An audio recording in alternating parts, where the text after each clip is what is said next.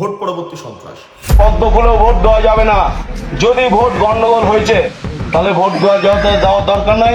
চৌঠমে গণনার সন্ধ্যার পর থেকে তাদের উপরে স্টিম রোলার চলবে। আমরা খোলা আকাশের নিচে বলে যাচ্ছি। কাঠগড়ায় তৃণমূল কংগ্রেস স্বামীদেরকে মারধর করছে। আমরা 2021-এর পর দিক দিক থেকে মানুষজন পালিয়ে গিয়েছে, কেউ শহরে পালিয়েছেন, কেউ অন্য রাজ্যে পালিয়েছে। পোস্টাল ভায়োলেন্স এত ভয়ঙ্কর, কতজনের মতো মানুষের মৃত্যু হয়েছে জানেন পোস্টাল ভায়োলেন্সে। 2021-এ আবার খেলা হবে, আর খেলার নামে কেবলমাত্র রক্ত। নেই পশ্চিমবঙ্গ যার মাটিতে নিজের সন্তানদের রক্ত লেগে থাকবে, রক্ত মিশবে।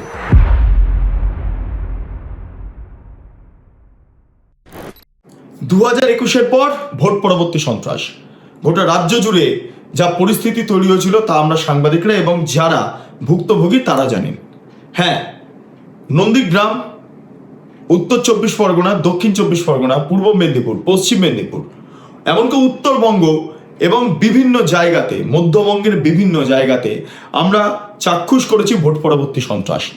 দিকে দিকে যারা বিরোধীরা রয়েছেন, দল মত নির্বিশেষে বিরোধীরা, অর্থাৎ সিপিআইএম, আইএসএফ, কংগ্রেস, বিজেপি, যাদের পাওয়া গেছে তাদের বাড়িঘর ভাঙচুর করা হয়েছে, মায় বোনেদের ধর্ষণ করা হয়েছে, খুন হয়েছে, নর্দমার ধারে ফেলে রেখে চলে গেছে। এবং কাঠগড়ায় তৃণমূল কংগ্রেসের এলাকার গুন্ডা মস্তান দুষ্কৃতীরা। পরে তদন্ত হয় গোটা বিষয়টা নিয়ে। তদন্ত হওয়ার পর আমরা কি লক্ষ্য করেছিলাম? আমরা দেখেছিলাম বেশ কয়েকজনের নাম উঠে আসছে। শওকত মোল্লা থেকে শুরু করে, অনুব্রত মণ্ডল থেকে শুরু করে, উদয়ন গুহ থেকে শুরু করে একাধিক ব্যক্তিত্বের নাম উঠে আসছে। হ্যাঁ, আমি শুরু করে এই প্যারালালিজম ব্যবহার করছি এই কারণের জন্য, তার কারণ মমতা বন্দ্যোপাধ্যায় এইভাবেই কথা বলেন।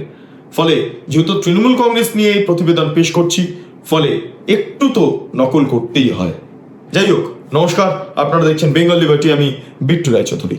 দিকে দিকে পোস্টাল ভায়োলেন্সের জেরে, সন্ত্রাসের বাতাবরণের জেরে একদম বিরোধীদের যে বুথ স্তর ছিল তা গুড়িয়ে গিয়েছিল, টুকরো টুকরো হয়ে গিয়েছিল, ছন্ন হয়ে গিয়েছিল, খুঁজে পাওয়া যাচ্ছিল না। তারপরে কি হলো? ধীরে ধীরে বিরোধীরা আবার মাথাচাড়া দিয়ে উঠতে শুরু করলেন। যাই হোক, শুরু হলো, কিন্তু এখনো পর্যন্ত যারা মস্তানরা, গুন্ডারা রয়েছেন, পোস্টাল ভায়োলেন্সে যারা অভিযুক্ত, তাদেরকে তো গ্রেপ্তার করা দূরের কথা, তাদের বিরুদ্ধে কোনো ব্যবস্থা নেওয়া হয়নি। হ্যাঁ, এর মধ্যে অনেকেই ক্যান্ডিডেট হচ্ছেন, যেমন জাহাঙ্গীর খান, খুব ইম্পর্টেন্ট চরিত্র, অভিষেক বন্দ্যোপাধ্যায় ডান হাত, শওকত মোল্লা, অভিষেক বন্দ্যোপাধ্যায় এবং মমতা বন্দ্যোপাধ্যায়ের অত্যন্ত ঘনিষ্ঠ ব্যক্তি, তার পাশাপাশি উদয়ন গুহ, এই সমস্ত ব্যক্তিরা পোস্টাল ভায়োলেন্সে অভিযুক্ত এবং তারা ক্যান্ডিডেট হচ্ছে। তো কি হবে? নির্বাচন আদৌ ঠিকঠাক হবে? আমরা কি দেখলাম মুর্শিদাবাদে তৃণমূল কংগ্রেসের এক গুন্ডা বাড়ি বাড়ি গিয়ে হুমকি দিচ্ছেন, ভোট দিতে হবে, অমুক করতে হবে, তমুক করতে হবে, যেরকম কথা বলে মস্তান গোছের কথাবার্তা, বেশ সেই মতো কথা বলেছেন। তার পাশাপাশি আমরা দক্ষিণ 24 পরগনাতে জীবনতলাতে দেখতে পাচ্ছি এক মুসলমান ব্যক্তি, তিনি থ্রেট করছেন। এখানেই নয়, আরো বিভিন্ন জায়গাতে যদি যান, এই একই ছবির পুনরাবৃত্তি আপনারা দেখতে পাবেন। দিকে দিকে থ্রেট করা হচ্ছে, ভয় দেখানো হচ্ছে, একটাও ভোট যেন জোড়া ফুলের বাইরে না যায়। তাহলে বুঝে নেওয়া হবে, নির্বাচনের পরে বুঝে নেওয়া হবে। অর্থাৎ পোস্টাল ভায়োলেন্স 2021-এ যেটা ঘটেছিল সেটা 2026-এ আবার ঘটবে যদি তৃণমূল কংগ্রেস সরকারে আসে। হ্যাঁ, তৃণমূল কংগ্রেস যদি সরকারে আসে, এইটাই হচ্ছে মুদ্রা বিষয়। ফলে পোস্টাল ভায়োলেন্স যে হচ্ছে তার আগাম ভবিষ্যৎবাণী করে নেওয়া যাচ্ছে এবং গোটা বিষয়টা নিয়ে যথেষ্ট চিন্তিত নির্বাচন কমিশনও। হ্যাঁ, নির্বাচন তো করাচ্ছেন, কিন্তু নির্বাচনের পরে আইন শৃঙ্খলা পরিস্থিতি স্বাভাবিকভাবে রাজ্য প্রশাসনের হাতে যাবে। কিন্তু তৃণমূল কংগ্রেস যদি জিতে যায় তাহলে পরিস্থিতি কি হবে বোঝাই যাচ্ছে। কিন্তু এই মুহূর্তে তো আইন শৃঙ্খলা সংক্রান্ত যে সমস্ত ক্ষমতা, দখল, গ্রিপ রয়েছে সেটা তো কমিশনের হাতে রয়েছে। ফলে কমিশন এই মুহূর্তে অত্যন্ত সক্রিয়। তাই কমিশন এই মুহূর্তে জানাচ্ছেন, বা রাজ্যের মুখ্য নির্বাচনী আধিকারিক মনোজ আগরওয়াল তিনি জানাচ্ছেন যে পোস্টাল ভায়োলেন্স যে সমস্ত এলাকাগুলোতে ঘটেছে 2021 সালের পরে, সেই সমস্ত জায়গাতে তারা ভিজিট করেছেন, তারা নজর রাখছেন, দেখছেন। ডিএম, এসপি সহ যারা জেলা নির্বাচনী আধিকারিকরা রয়েছে, যারা দায়িত্বে রয়েছেন প্রশাসনের, তাদের সঙ্গে কথা বলছেন, লাগাতার কথা চলছে। নির্বাচন শান্তিপূর্ণ হবেই, কার্যত সেই ইঙ্গিত বা আভাস ইতিমধ্যে মনোজ আগরওয়াল দিয়েছেন। আমরা সরাসরি শুনে নেব মনোজ আগরওয়ালের বক্তব্য। আমি তো চেষ্টা করবো প্রত্যেক জেলায় যাব, আর যত আমার বিডিও আছে, ওসি আছেন, আরও আছেন, ডিও আছেন, এসপি আছেন, সবাই সঙ্গে বসবো আর দেখবো ওখানে তৈরি কিরম আছে নি আছে, কোথায় ইনফ্রাস্ট্রাকচার ঘাটতি আছে নি আছে, কিছু প্রয়োজন আছে ট্রেনিং জন্য, অন্য প্রয়োজন আছে, ওটা আমি মূল্যায়ন করবো। এই প্রথম দেখা গেল রাজ্যের কোনো সিইও একেবারে প্রত্যন্ত গ্রামাঞ্চলে গিয়ে সব কিছু নিজে খতিয়ে দেখছেন সরজমিনে। না, এটা আমি বলতে পারবো না, কিন্তু আমি তো নিজে কালীগঞ্জ বাই ইলেকশন হয়েছিল, আমি ইলেকশন আগে প্রায় 25-30টা বুথ গিয়েছিলাম, আমি বিএলও সঙ্গে বসেছিলাম, আমি সেক্টর অফিসার সঙ্গে বসেছিলাম, আমি সব অফিসার সঙ্গে বসেছিলাম, আমি তো গিয়েছিলাম কালীগঞ্জে।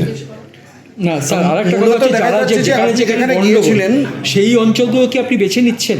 দেখুন, আমরা যখন জেলাতে যাচ্ছি তো আমরা কি জন্য যাচ্ছি, একটা মূল্যায়ন করার জন্য প্রস্তুতি কেমন আছে, একটা আছে কনফিডেন্স বিল্ডিং জন্য।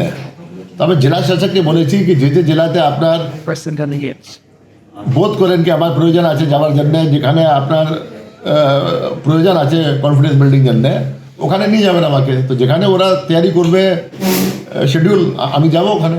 স্যার, এটা কি পোস্টপোন ভায়োলেন্স রিগার্ডিং এই ক্ষেত্রে আগে থেকে প্রতিরোধমূলক ব্যবস্থা নেওয়ার জন্য দেখবেন?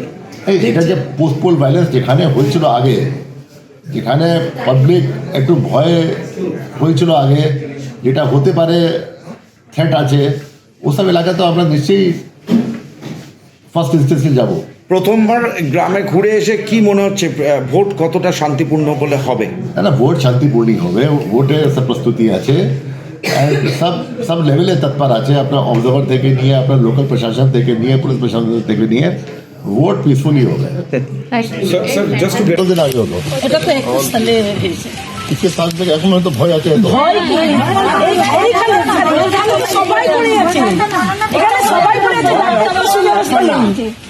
ভোট আসলে ভয় ভয়ে ভোট আসে। এই জায়গাটাই সবাই করেছিল, মানে যখন মারামারি করছিল কারা করেছিল, আমরা বিজেপি করে বিরোধী পার্টি করেছে। কে কিসের দিতে জানা দরকার নেই, বলছে আপনারা ভোট দিতে বিজেপিকে, কেন বিজেপি জিতলো এই বলে মারধর শুরু করছে। না, কোনো পার্টি সঙ্গে আমাদের কি যায় না, লোক কে করলো, আমরা লোকে চিনি না, সব তো সব ওই দিকে মুসলিম এলাকা থেকে তো সব ঝুটিয়েছে, আমরা তো কাউকে চিনি না, আমরা তো বহু মানুষ, আমরা কোথায় বেরোই, ওই দিক থেকে হচ্ছে, ওই দিক থেকে আসছে, এবার মুসলিম ছেলেরা আসছে।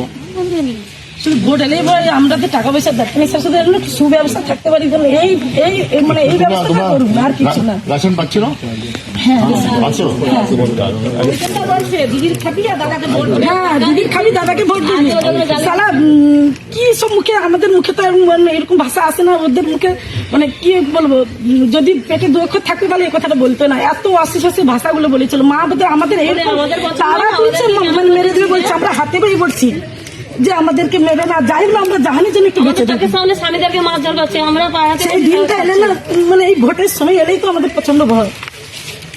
না না, কোনো ভয় করবে না। 24-এ ভোট দিয়ে, 24-এ ভোট দিয়েছিলেন, হ্যাঁ 24-এ ভোট দিয়েছিলেন, কোনো ভয় করবেন না, একদম। স্যার আপনারা তো এসে বলে দিয়েছিলেন, আবার যে কখন কি হবে না না, কোনো চলবে না, আমাদের লাশ পাবে। ওসি তো আছে না এখানে, ওসি আছে, এসপি আছে, সব তো আছে, দেখবো না আমরা। কিন্তু ক্যাম্প কমপ্লেন লিখে দেওয়া আসা হয়েছিল, তো 3 মাস আগে অখবি মুখ ধরা তোয়ানি। এখন তো আমাদের 15 দিন 1 মাস এখন আমাদের সেঙ্গানে তো এসে গেছে না, আমাদের সেঙ্গানে ছিল না, না বাবুর থেকে চলে আসছে। ঠিক আছে, কমপ্লেন লিখে রেখেছি যে অ্যাকশন নেবে। জেনে গেছো না, কেরালাতে আছে, কেরালা থেকে ফিরবে ও এসে যাবে কেরালা থেকে, কেরালা আছে এখন, শুনলাম তো কেরালা আছে। রাস্তায় এখন বেরোলে সবাই মানে এত কথা শোনা যে দিদির টাকা লক্ষ্মী ভান্ডার নিচ্ছে, দিদির রেশন খাচ্ছে, আর দাদাকে ভোট দিচ্ছে, ওদেরকে জ্যান্ত মেরে দেওয়া উচিত। এইরকম বলে সব টর্চারিং কথা বলে খাদ্য বলে আমরা তো মুখ চিনি না, জানি না, জিতলেও মারবো, হারলেও মারবো। হারলেও মারবে, সবাইকে মারধর করবে। না উনি ডিএম সাহেব আছে, ডিএম আসছে, বললেন উনি ডিএম। আমাদের যদি সামনে যদি কোনোদিন কোনো প্রমাণ থাকে, আমরা মানে পুলিশের সঙ্গে হ্যান্ড ওভার করবো, এটা আমাদের মানে বলে দেওয়া হয়েছে যে রাস্তা দিয়ে যে রাস্তা দিয়ে পঞ্চিতকারী করে কথা বলবে, এগুলো কি ধরনের আচরণ? যে আমরা যে রাত্রে বেরোবো সেটুকু সেফ নয়। অন্য রাজ্যে তো ভোট হচ্ছিল, আমরা এই যে ভোট এসছে, আমরা বাজার করতে যাইনি ভাই, আমরা বাজার করতে যাইনি। আমরা শুনলাম মানস আগরওয়ালের বক্তব্য। অনেকেই শুনে স্বাভাবিকভাবে মস্তিষ্ক সোজা রাখতে পারছেন না, অনেকের মধ্যে ভয় রয়েছে। ভয় কেন জানেন?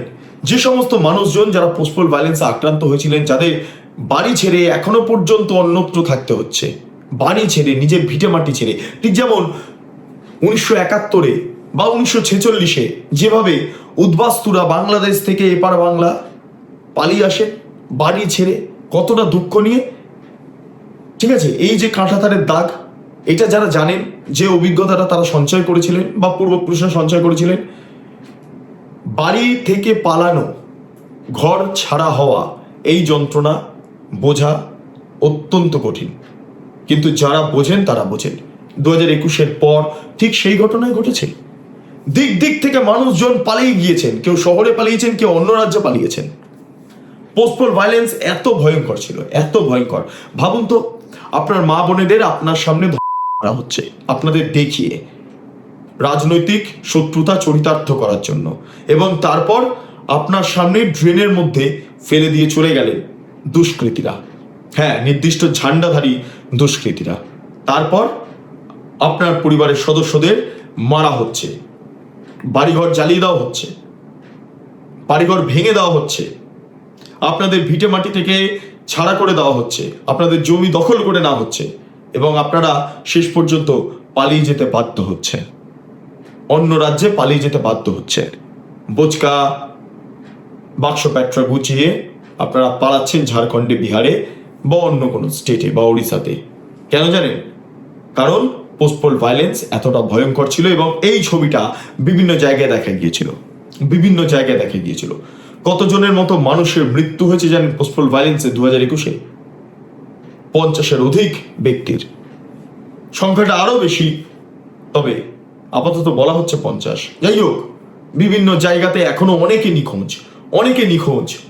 এক ছোট্ট সন্তান কাঁদছেন, তার পিতার লাশ পড়ে রয়েছে, কাঁদছেন, তার মা কান্নায় ভেঙে পড়েছেন, সাদা থান নিয়ে বসে আছেন। কি ভয়ঙ্কর ছবি, কি ভয়ঙ্কর ছবি! এই ছবি 2021 সালের পর গোটা বাংলা দেখেছে, বিভিন্ন জায়গাতে দেখেছে। আমরা যারা শহুরে ভদ্রলোকের বেশে বসবাস করি, তারা গ্রাম বাংলার এই পরিস্থিতি, এই ভোট পরবর্তী সন্ত্রাস কি ঘটেছিল সেটা বুঝে উঠতে পারবো না, সেটা হয়তো অনুধাবন করতে পারবো না। সেই ভয়, সেই আতঙ্কের ছবি আবারও পুনরাবৃত্তি হতে পারে, কারণ তৃণমূল কংগ্রেসের যারা চেলা চামুন্ডারা এবং গুন্ডারা রয়েছে, তারা যেভাবে হুমকি দিচ্ছে, ফলে গোটা বিষয়টা কার্যত স্পষ্ট, কার্যত স্পষ্ট। আমরা সবটাই চাক্ষুষ করেছি, সবটাই দেখেছি, সবটাই দেখেছি। ফলে এই পরিস্থিতিতে আদতেও নির্বাচন প্রক্রিয়া সঠিকভাবে সম্পন্ন হবে, বা মানুষ পোস্টপোল ভায়োলেন্সের যে ভীতি, সেই ভয়টা কাটিয়ে উঠতে পারেনি, তারা কি যাবেন গিয়ে নির্বাচনে তাদের যে গণতান্ত্রিক অধিকার তা প্রয়োগ করতে পারবেন, নাকি তাদের মনে এখনো ভয় আছে যে সামনে লাঠি হাতে উন্নয়ন দাঁড়িয়ে আছে, এ রাজ্যের উন্নয়ন দাঁড়িয়ে আছে? অনেক ভয়, অনেক ভয়। এবং এটাই ভাবাচ্ছে কমিশনকে, এবং এই ভয়টাই হয়তো কাল হয়ে দাঁড়াতে পারে রাজ্যের মানুষের। আবার এমনও হতে পারে তারা যদি ভয় কাটিয়ে যান, তাহলে একটা বৈপ্লবিক ঘটনাও ঘটতে পারে এ রাজ্যে। যাই হোক, কি হবে না হবে জানা নেই, তবে পোস্টপোল ভায়োলেন্স তৃণমূল কংগ্রেস এলে যে আবারও হবে, আবারও সংশ্লিষ্ট যে ঘটনাগুলোর বিবরণ দিলাম সেগুলো পুনরাবৃত্তি ঘটবে, তা কার্যত নিশ্চিতভাবে বলা যায়। কারণ তৃণমূল কংগ্রেসের এই চেলা চামুন্ডা গুন্ডা বদমাশগুলো তারা যা মন্তব্য পেশ করছেন তাতে স্পষ্ট। পদ্ম ফুলেও ভোট দেওয়া যাবে না। যদি ভোট গন্ডগোল হয়েছে তাহলে ভোট দেওয়ার দরকার নাই, বাড়িতে আমি রসগোল্লা ছানা ওরা পাঠিয়ে দেবো। আর আমাদেরকে জিতিয়ে যদি কাজ করাতে হয় প্রত্যেকটা বিষয়ে, পাড়ার ছেলে পাড়ার লোক যারা তৃণমূল করে মানুষের পাশে থাকে 24 ঘন্টা, তাদেরকে ভোট দিতে হবে। এবছর যেন ভোট নষ্ট না হয়, পরিষ্কারভাবে বলে দিচ্ছি, খাতা এন্ট্রি করা থাকবে, কোন বাড়ির কে ভোট দিচ্ছে আমরা সব পুরো মোটামুটি আমাদের ক্যামেরা থাকবে। এবার যা ভোট হবে সব লাইভ হবে। নল চালাবার চেষ্টা করছে। আমাদের 29 তারিখ ভোট এবং 14 গণনার সন্ধ্যার পর থেকে তাদের উপরে স্টিম রোলার চলবে, আমরা খোলা আকাশের নিচে বলে যাচ্ছি। কারণ NOI আমাদের জিততে হবে, NOI বাঙালির পাশে দাঁড়াতে হবে। এখানে বেইমান বিশ্বাসঘাতকতা করে মধ্যে নল চালাবার চেষ্টা করছে। আমাদের 29 তারিখ ভোট এবং 14 মে গণনার সন্ধ্যার পর থেকে তাদের উপরে স্টিম রোলার চলবে, আমরা খোলা আকাশের নিচে বলে যাচ্ছি। তৃণমূলের করবে আর তৃণমূলের সাথে বেইমানি করবে। বেইমানদেরকে 21 সালে ক্ষমা করেছি, এই 26-এ আমরা আর ক্ষমা করব না। আমরা চ্যালেঞ্জ দিয়ে গেলাম, ভাবছেন দু একটা ভোট এদিক ওদিক করবেন। আপনাদেরকে বলছি 100 টাকা 110 টাকা কেজি বিরিয়ানির চাল কিনলেও দু একটা ভাঙা থাকে, চালেও কাকড় থাকে। এই পাড়ায় দু একটা কাকড় আছে, তাদেরকে বলে গেলাম যদি তৃণমূল কংগ্রেস করতে চাও এলাকায় থাকো, না তো আজকের পর থেকে বউ বাচ্চা নিয়ে এলাকার বাইরে চলে যাও। 4 তারিখের পরে ঘরে ঢুকতে আমরা ক্ষমা করব না। কারণ যতগুলো ঘর লাগে বাবলু দেবে, যত মানুষের চপ্পর লাগে বাবলু দেবে। তৃণমূল কংগ্রেসের বাইরে যদি একটা ভোট অন্য দলে পড়েছে, আমরা কিন্তু কাউকে ছেড়ে কথা বলবো না। এটা আপনাদেরকে মাথায় রাখতে হবে। আবার খেলা হবে, আর খেলার নামে কেবলমাত্র রক্ত নেই। পশ্চিমবঙ্গ যার মাটিতে নিজের সন্তানদের রক্ত লেগে থাকবে, রক্ত মিশবে, এমন একটা দিন আসছে আবার হয়তো 2026-এর পরে। যাই হোক, আপনাদের যে সমস্ত মতামতগুলো রয়েছে অবশ্যই কমেন্ট সেকশনে জানাবেন। আপনারা এতক্ষণ ধরে দেখছিলেন বেঙ্গল লিবার্টি চ্যানেলটি। অবশ্যই ভালো লাগলে লাইক করুন, সাবস্ক্রাইব করুন, শেয়ার করুন, বেল আইকন ক্লিক করুন, www.bengalliberty.com সেখানে ক্লিক করুন। সমস্ত খবর আপনাদের জন্য সাজানো রয়েছে। স্বাধীন, কাচিন এবং গেরিলা সাংবাদিকতার পাশে দাঁড়ান। অসংখ্য ধন্যবাদ।